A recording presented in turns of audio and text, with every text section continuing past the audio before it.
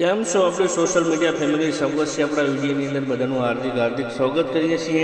તો આપણે પણ એક રામ ભરોસે જે કીટનું વિતરણ કરવા આવ્યા છીએ। તો જે કીટ આપવાની સેવા આપણે જે દાદીમાને કીટ આપવાની છે અને એક આપવાની છે દાદાને। તો તમે જોઈ શકો છો આ ઘરની પરિસ્થિતિ, આ ઝૂંપડાની અંદર કાકા કઈ રીતે એમનું ગુજરાન ચલાવે છે અને 2 થી 3 દિવસથી કન્ટિન્યુ કાકાએ કાઢું પણ નથી। આપણને રામ ભરોસે જે કીટ મળી છે 11,000ની, એક કીટ દાદાને આપી છે અને એક કીટ આપણે દાદીમાને આપી છે।